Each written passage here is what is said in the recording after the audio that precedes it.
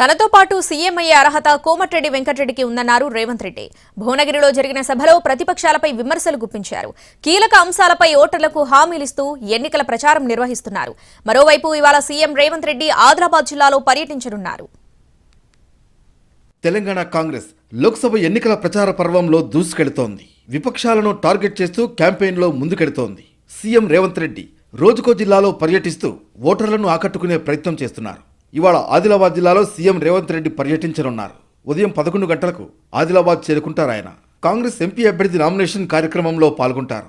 అనంతరం డైట్ మైదానంలో జరిగే బహిరంగ సభకు హాజరవుతారు సీఎం రేవంత్ రెడ్డి. ఆదివారం నాడు భువనగిరిలో సీఎం రేవంత్ రెడ్డి ఎన్నికల ప్రచారం నిర్వహించారు. ఈ సందర్భంగా ఆసక్తికర వ్యాఖ్యలు చేశారు. తనతో పాటు సీఎం అయ్యే అర్హత కోమటిరెడ్డి వెంకటరెడ్డికి ఉందన్నారు ఆయన.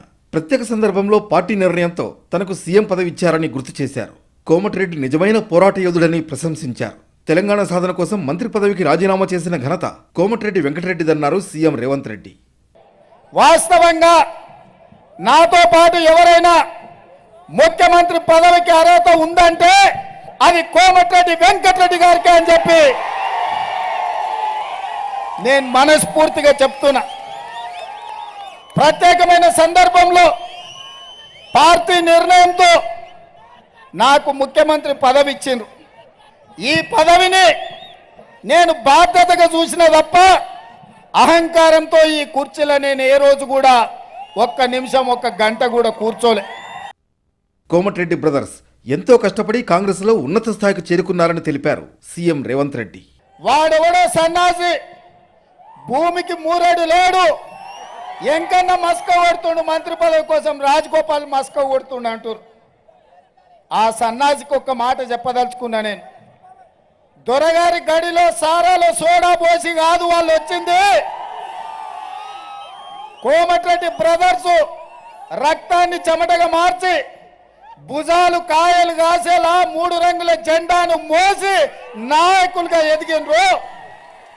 నల్గొండ సమస్యల మీద కొట్లాడి అధిష్టాన్ని ఒప్పించి మెప్పించి ఇవాళ వాళ్ళు ఈ బాధ్యతలో ఉన్నారు. మరోవైపు మాజీ సీఎం కేసీఆర్ పైన ఘాటు విమర్శలు చేశారు సీఎం రేవంత్ రెడ్డి. తెలంగాణ ఉద్యమ సమయంలో విద్యార్థులు బలిదానాలు చేసుకుంటుంటే కేసీఆర్ ఫ్యామిలీ రాజీనామా డ్రామాలాడిందన్నారు. హైదరాబాద్లో ఉన్న ఆంధ్రుల్ని బెదిరించి కోట్లు దోచుకున్నారని ఆరోపించారు సీఎం రేవంత్ రెడ్డి. తెలంగాణ రాష్ట్ర సాధనలో పదవులు పిల్లలు ప్రాణాలు పోతుంటే తెలంగాణ ప్రజలు పదవులు త్యాగం చేయాలని కోరుకుంటే కల్వకుంట్ల చంద్రశేఖరరావు గారు రాజీనామాల డ్రామాల మీద ఎలక్షన్ సెలక్షన్ కలెక్షన్ అని ఉప ఎన్నికలు తీసుకొచ్చి ప్రతిసారి ఎన్నికల బరిలో దిగి హైదరాబాద్లో ఉండే ఆంధ్రోళ్లను బెదిరించి కోట్ల రూపాయలు మెక్కి అడవి పందిలాక టీఆర్ఎస్ వాళ్ళు బలిచిండ్రు. ఇక ఆగస్టులోగా రైతులకు 2 లక్షల రుణమాఫీ చేస్తానని హామీ ఇచ్చారు సీఎం రేవంత్ రెడ్డి.